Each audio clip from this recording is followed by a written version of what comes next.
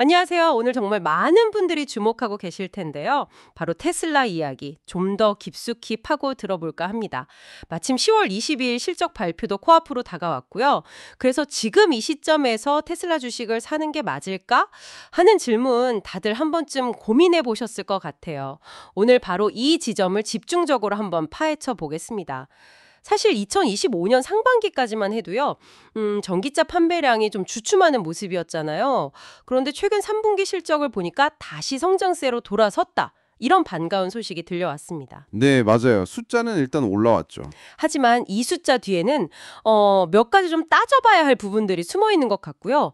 여기에 더해서 테슬라 하면 역시 미래 아니겠습니까? 사이버캡, 로보택시, 그리고 옵티머스 휴머노이드 로봇. 이 두 가지 미래 성장 동력에 대한 기대감도 빼놓을 수 없죠. 그래서 오늘 이 시간에는 테슬라의 현재 판매 상황, 이게 정말 어떤 의미인지, 또 미래 기술들은 어디까지 와 있는지, 그리고 이 모든 걸 고려했을 때 투자 관점에서 지금 가장 중요하게 봐야 할 포인트는 무엇인지 명확하게 정리해 드리려고 합니다. 같이 한번 흥미로운 지점들을 찾아가 보시죠. 자, 그럼 본격적으로 시작해 볼까요? 우선 가장 기본적인 현재 상황, 전기차 판매 실적부터 짚어보죠. 2024년에는 전년보다 1% 줄어든 179만 대 인도에 그쳤고 2025년 상반기에는 감소폭이 더 커져서 무려 13%나 감소한 72만여 대를 판매했단 말이죠. 역시 경쟁이 치열해진 탓이 크겠죠. 네, 그 영향이 가장 컸다고 봐야 합니다. 특히 세계 최대 전기차 시장인 중국에서의 상황 변화가 두드러졌죠. 2025년 상반기만 보면 중국 전체 EV 시장은 43%나 폭발적으로 성장했는데 테슬라의 점유율은 오히려 4.2%포인트나 뚝 떨어진 7.5%에 머물렀습니다. 이건 좀 충격적이죠. 와, 시장은 커지는데 점유율은 떨어졌다. 네. 반대로 BYD처럼 뭐랄까 가격 경쟁력을 앞세우고 현지 소비자들의 입맛에 맞는 모델들을 내놓은 중국 토종 브랜드들은 그야말로 무섭게 치고 올라왔고요. 유럽 같은 다른 주요 시장에서도 비슷한 양상이 나타났습니다. 단순히 가격뿐만 아니라 현지 브랜드들이 내놓는 다양한 옵션이나 빠른 모델 변경 주기 이런 것들도 영향을 미쳤다고 볼 수 있겠네요. 아, 중국 시장 상황이 생각보다 더 심각했군요. 그런데 말씀하신 것처럼 3분기에는 분위기가 확 바뀌었어요. 전 세계적으로 49만 7천여 대를 인도하면서 작년 같은 기간보다 7%나 늘었단 말이죠. 이건 분명 좋은 소식 아닌가요? 뭔가 좀 반전의 계기가 마련된 걸까요? 숫자만 보면 분명 긍정적인 신호입니다. 하지만 여기서 한 걸음 더 들어가 봐야 합니다. 이 7% 성장의 배경에는 미국 시장의 특수성이 크게 작용했을 가능성이 높다는 점이죠. 미국 시장이요? 네, 현재 테슬라는 미국 EV 시장에서 43.1%라는 거의 독점적인 점유율을 가지고 있습니다. 2위인 GM이 13.8% 수준이니까 격차가 어마어마하죠. 그러네요. 압도적이네요. 네, 중국의 강력한 경쟁자들은 미국의 높은 관세 장벽 같은 무역 규제 때문에 제대로 힘을 쓰기 어려운 환경이고요. 그리고 결정적으로 9월 30일에 종료된 7,500달러짜리 미국 정부의 EV 세금 공제 혜택이 있었습니다. 아, 그 세금 공제 혜택. 맞아요. 네, 이 혜택을 받으려고 막판에 구매를 서두른 소비자들이 상당히 많았을 것으로 추정됩니다. 아하, 그렇군요. 그럼 3분기에 이 깜짝 실적이 사실은 4분기에 살 사람들이 미리 당겨 산 거다. 일종의 수요 이연 효과일 수도 있다는 거네요. 이거 꽤 중요한 포인트 같은데요. 네, 그럴 가능성을 상당히 높게 보고 있습니다. 3분기에 찍힌 판매량 중 상당 부분이 사실은 4분기 수요였을 수 있다는 거죠. 세금 공제라는 확실한 유인책이 사라진 4분기에는 판매량이 예상보다 더 위축될 수 있습니다. 아, 즉 3분기 실적만 보고 이제 다시 본격적인 성장 궤도에 올랐구나 이렇게 판단하기에는 좀 이르다는 겁니다. 이 일시적인 요인이 장기적인 추세를 가릴 수 있기 때문에 투자 결정을 내릴 때는 이 부분을 반드시 감안해야 합니다. 10월 22일 발표에서 이 부분에 대한 경영진의 설명이 또 어떻게 나올지 그것도 주목해야 할 부분이고요. 그렇군요. 결국 3분기 판매량 숫자는 이미 나왔으니까 10월 22일 실적 발표 컨퍼런스 콜에서는 일론 머스크가 미래에 대해 어떤 이야기를 할지에 모든 관심이 쏠릴 수밖에 없겠네요. 특히 사이버컵, 로보택시하고 옵티머스 휴머노이드 로봇 이 두 가지가 핵심일 텐데요. 여기서 뭔가 시장의 예상을 뛰어넘는 이야기가 좀 나와줘야 할 것 같은데요. 맞습니다. 특히 월가의 분석가들은 그 사이버컵에 대한 업데이트를 예의주시하고 있습니다. 목표는 2026년 대량 생산 시작이죠.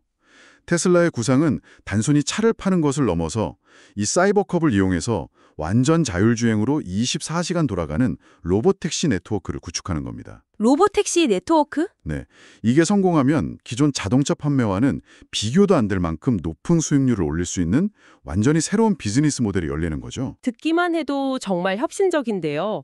그런데 이 구상이 현실화되려면 가장 큰 산, 바로 완전 자율주행 FSD 기술의 규제 승인 문제가 해결되어야 하지 않습니까? FSD만 해도 완전 자율주행이라고 하기엔 아직 논란도 많고 결정적으로 운전자 개입 없이, 그러니까 사람이 전혀 신경 쓰지 않아도 되는 수준의 무인 운행에 대한 규제 당국의 최종 승인이 아직 안 났잖아요. 정확합니다. 머스크는 2025년 말까지 일부 주에서 승인받을 거라고 예상한다는데 이게 정말 현실적인 시간표일까요? 과거 그의 예측들이 좀 지나치게 낙관적이었던 경우도 많지 않았나요? 정확히 그 지점을 짚어주셨네요. 가장 큰 허들은 바로 그 규제 승인입니다. 단순히 보조 기능이 아니라 운전자가 전혀 개입하지 않아도 되는 레벨 4 또는 레벨 5 수준의 자율주행에 대한 승인이 필요한데요.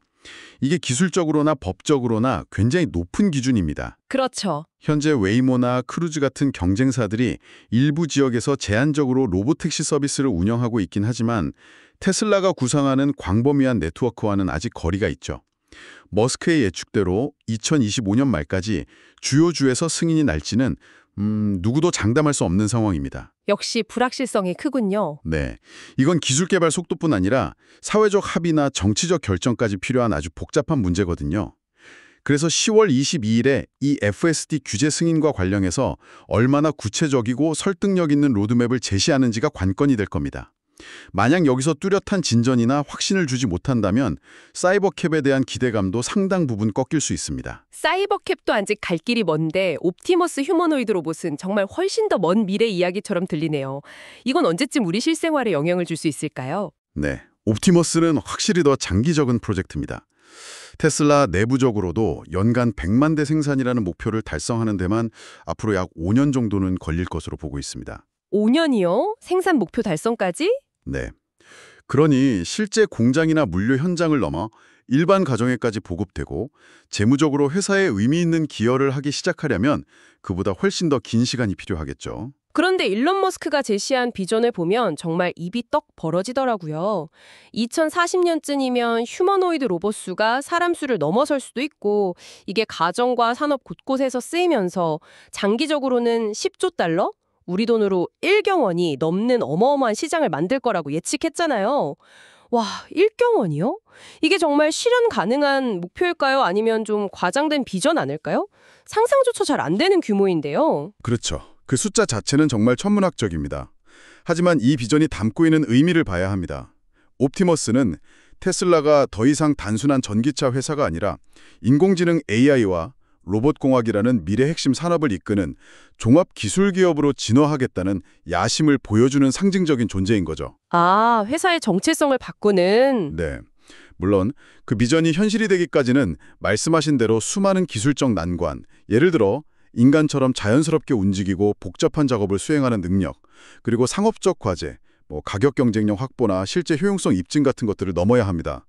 현재로서는 그 잠재력에 대한 기대감이 아주 큰 상태라고 보는 게 맞겠죠. 이렇게 미래에 대한 엄청난 기대감이 있다 보니 앞서 이야기한 EV 판매 실적이 좀 부진했음에도 불구하고 지난 1년 동안 테슬라 주가는 무려 90%나 폭등했습니다.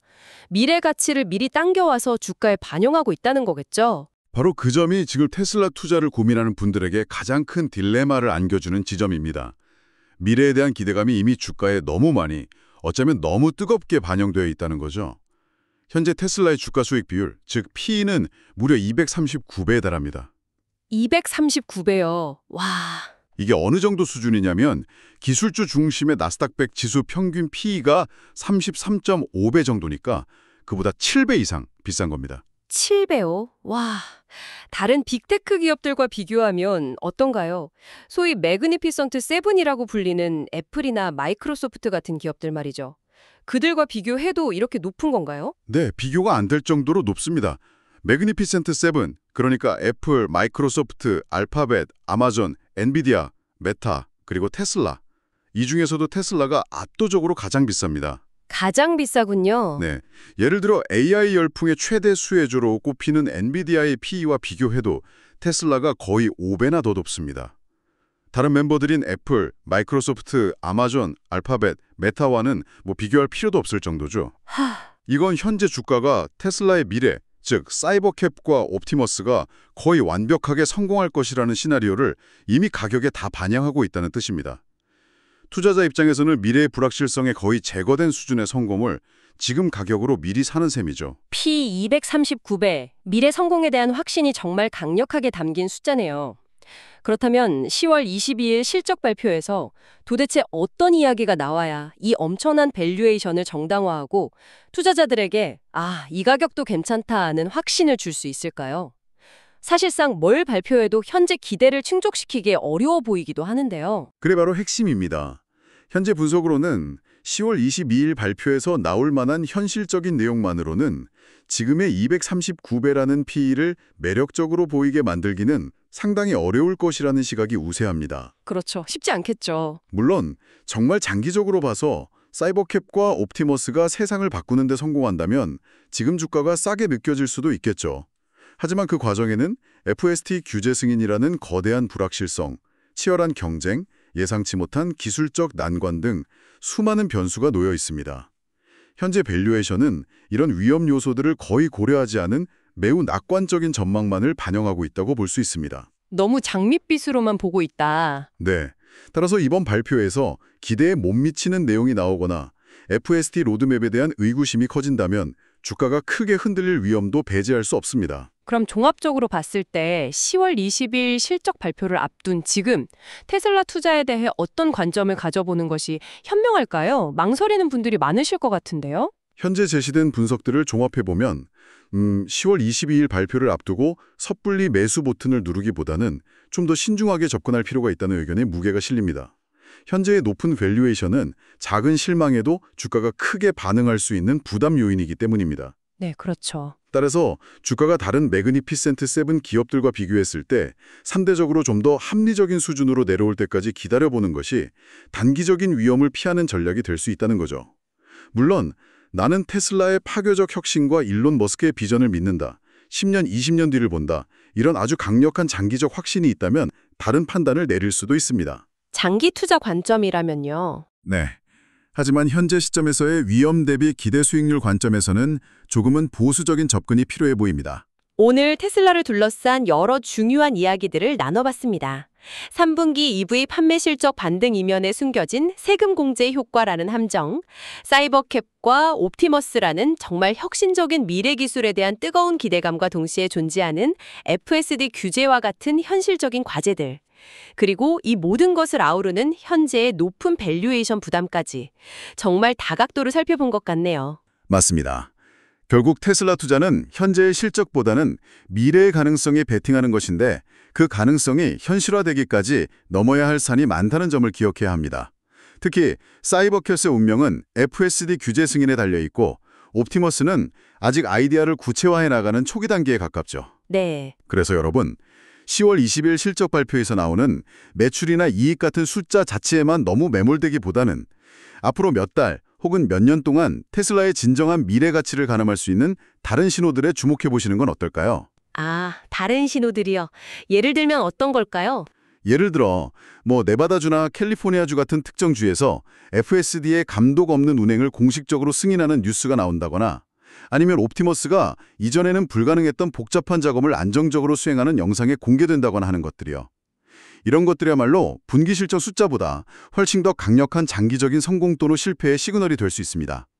단순히 발표되는 숫자를 넘어 그 이면에 진짜 중요한 진전들을 포착하려는 노력이 필요할 것 같습니다. 네, 미래 가치를 가늠할 진짜 신호들을 찾아내려는 노력? 정말 중요한 말씀이네요. 오늘 저희가 나눈 깊이 있는 분석이 테슬라에 대한 여러분의 생각을 정리하고 투자 방향을 설정하는 데 조금이나마 도움이 되었기를 바랍니다. 다음에 더 흥미로운 주제로 다시 찾아뵙겠습니다. 감사합니다.